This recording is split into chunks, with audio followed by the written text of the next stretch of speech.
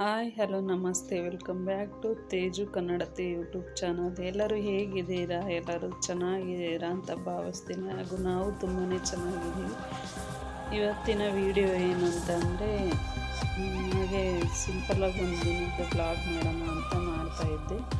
ಅಮ್ಮ ಊರಿಂದ ಸೊಪ್ಪು ಕಳಿಸಿದ್ರು, ಅದೆಲ್ಲ ಕ್ಲೀನ್ ಮಾಡ್ಕೊಂಡು ಹಾಗೆ ಸ್ವಲ್ಪ ಫ್ರಿಜ್ಜಲ್ಲಿ ಸ್ಟೋರ್ ಮಾಡ್ತಾ ಇದ್ದೀನಿ. ಕ್ಲೀನ್ ಮಾಡಿರೋ ಸೊಪ್ಪನ್ನು ಒಂದು 10 ನಿಮಿಷ ಒಂದು ಜಾಸ್ತಿ ನೀರಲ್ಲಿ ಒಂದು ಟಬ್ಬಲ್ಲಿ ಹಾಕಿ ಸ್ವಲ್ಪ ಕ್ಲೀನ್ ಮಾಡಿ ಒಂದ್ಸರಿ ತೊಳೆದು ಆಮೇಲೆ ಇನ್ನೊಂದು ಸರಿ ನೆನೆ ಹಾಕಿ ಬಿಡ್ತೀನಿ. ಯಾಕೆಂದರೆ ಸ್ವಲ್ಪ ಮರಳು ಅದರಲ್ಲಿ ಮಣ್ಣು ಅದೆಲ್ಲ ಜಾಸ್ತಿ ಇರುತ್ತೆ. ಸ್ವಲ್ಪ ನೀರು ಜಾಸ್ತಿ ಹಾಕಿ ಈ ಥರ ಮುಚ್ಚಿಡ್ಬೇಕು. ಆಮೇಲೆ ಹಂಗೆ ಪಾಪು ಸಂಜೆ ಆಯಿತು ಅಂತಂದು ಪಾಪುನ ಆಟ ಆಡ್ತಾ ಇದ್ದ.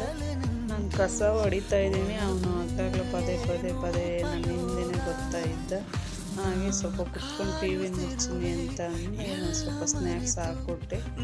ಅವನ ಕೈಲಿ ಪಿಸ್ತಾ ಕೊಡ್ತೀನಿ ಅಷ್ಟೇ, ಬಿಚ್ಚಿ ಅದನ್ನು ಖರ್ಜೂರ ಕೊಡೋದಿಲ್ಲ. ಯಾಕೆ ಅಂದರೆ ಅವನು ಎಲ್ಲ ಅದನ್ನು ಕೈಯಲ್ಲೆಲ್ಲ ಅಂಟು ಮಾಡ್ಕೊತಾನೆ ಅಂತ ಅಂದು, ಹಾಗೆ ನೀನು ತಿನ್ನೋದಾದಮೇಲೆ ಹೇಳಪ್ಪಿ, ನಾನು ಮತ್ತೆ ಬಂದು ತಿನ್ನಿಸ್ತೀನಿ ಅಂತ ಹೇಳಿ ನಾನು ಮೇಲೆ ಇಟ್ಟೋಗಿರ್ತೀನಿ. ಮತ್ತೆ ಅವ್ನ ಕೈ ಸಿಗಂಗಿಟ್ರೆ ಮತ್ತೆ ಅದನ್ನು ತಗೊಂಡು ಎಲ್ಲ ಕೈಯೆಲ್ಲ ಇದನ್ನು ಮಾಡ್ಕೊತಾನೆ. ಹಾಗೆ ಸೊಪ್ಪು ನೀಟಾಗಿ ತೊಗೊಂಬಂದೆ ಒಳಗೆ. ಆಮೇಲೆ ಬಸ್ಸಾಂಬಾರಿ ಜೋಡಿಸೋಣ ಅಂತ ಜೋಡಿಸ್ತಾ ಇದ್ದೆ. ಈ ಥರ ಸಂಜೆ ಒಳಗೆ ಮಾಡಿದರೆ ಆಮೇಲೆ ಪಾಪುಗೂ ಊಟ ಮಾಡಿಸ್ಬೋದಲ್ಲ ಅಂತಂದು ಎಲ್ಲ ವಾಶ್ ಮಾಡ್ಕೊಂಡು ತಗೊಂಬಂದು. ಮುಂಚೆ ಹೇಳಿದ್ನೆಲ್ಲ, ಪಾಪು ಬಾಯಲ್ಲಿ ಖಾಲಿ ಆದರೆ ಹೇಳು, ನಾನು ಬಂದು ಕೊಡ್ತೀನಿ ಅಂತ. ಅಮ್ಮ ಖಾಲಿ ಆಯಿತು ಅಂತ ಹೇಳೋಕ್ಕೆ ಬರ್ತಾ ಇದ್ದ. ಹಾಗೆ ಬಸ್ಸಾಂಬಾರು ಮಾಡೋದು ಅಂತಂದರೆ ಒಂದು ಲೋಟ ಬೇಳೆನ ನೀಟಾಗಿ ತೊಳೆದು ಒಂದು ಕುಕ್ಕರಿಗೆ ಇಟ್ಟಿದ್ದೆ. ಹಾಗೆ ತೊಳೆದಿರೋ ಸೊಪ್ಪೆಲ್ಲ ಹಾಕಿ ಸ್ವಲ್ಪ ಉಪ್ಪು ಹಾಕಿ ಒಂದೆರಡು ವಿಷಲ್ ಹಾಕಿಸಿ ಮತ್ತೆ ವಿಷಲ್ ಗಾಳಿ ತೆಗೆದು, ಸೊಪ್ಪು ತುಂಬ ಚೆನ್ನಾಗಿ ಬೆಂದಿತ್ತು, ಚೆನ್ನಾಗಿ ಸ್ಮೆಲ್ ಬರ್ತಿತ್ತು. ಅದನ್ನು ಒಂದು ಪಾತ್ರೆಗೆ ಶೋಧಿಸ್ಕೊಂಡು ಸೊಪ್ಪು ಬೇರೆ ಮತ್ತು ಸೊಪ್ಪು ಅದನ್ನೆಲ್ಲ ಸಪ್ರೇಟ್ ಮಾಡಿ ಹಾಗೆ ಮಿಕ್ಸಿಗೆ ಸಾಂಬಾರಿಗೆ ಜೋಡಿಸೋಣ ಅಂತ ಜೋಡಿಸ್ತಾ ಇದ್ದೆ. ಸೊಪ್ಪು ಮಾತ್ರ ತುಂಬ ಚೆನ್ನಾಗಿ ಬೆಂದಿತ್ತು.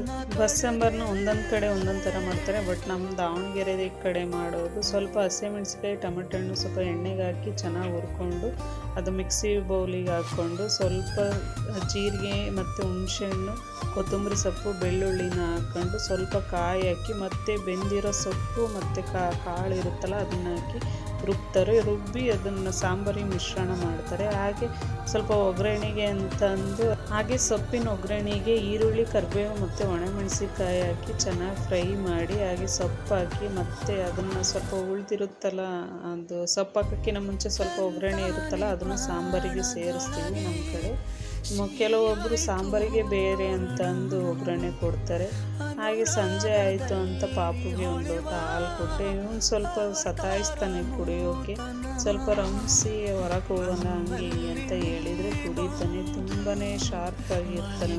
ಪೂರ್ತಿ ನನಗೆ ಬೇಜಾರೇ ಆಗಲ್ಲ, ಅಷ್ಟು ಚೆನ್ನಾಗಿರ್ತಾನೆ. ಹಾಗೆ ಪಾಪು ಊಟಕ್ಕೆ ರೆಡಿ ಆಯಿತು. ಸುಮಾರು 7:30-8 ಗಂಟೆ ಒಳಗೆ ನಾನು ಊಟ ಮಾಡಿಸಿಬಿಡ್ತೀನಿ ಪಾಪುಗೆ. ಬಿಸಿ ಅನ್ನ ಮಾಡಿದ್ದೆ. ಆಮೇಲೆ ಒಂದು ಮೊಟ್ಟೆ ಬೇಯಿಸಿ ಅವನಿಗೆ ವಾರದಲ್ಲಿ 3 ದಿನ ನಾನು ಮೊಟ್ಟೆ ಕೊಡ್ತೀನಿ. ಇವಾಗ ಚಳಿಗಾಲ ಅಲ್ಲ, ಏನು ಈ ಟೈಮು ಆಗಲ್ಲ ಅಂತ ವಾರದಲ್ಲಿ 3 ದಿನ ಮೊಟ್ಟೆ ಕೊಡ್ತೀನಿ. ಊಟ ಮಾಡ್ಸೋಕ್ರೇನೂ ಅಷ್ಟೇ ತುಂಬ ಚೆನ್ನಾಗಿ ಊಟ ಮಾಡ್ತಾನೆ. ಹಾಗೆ ಯಾರೆಲ್ಲ ಈ ಸೊಪ್ಪು ತಿಂದಿದ್ದೀರಾ, ಇದರ ಹೆಸರೇನು ಅನ್ನೋದು ಕಮೆಂಟ್ ಮಾಡಿ. ಬಾಯ್ ಫ್ರೆಂಡ್ಸ್, ಇಷ್ಟ ಆದರೆ ಲೈಕ್ ಮಾಡಿ, ಶೇರ್ ಮಾಡಿ, ಸಬ್ಸ್ಕ್ರೈಬ್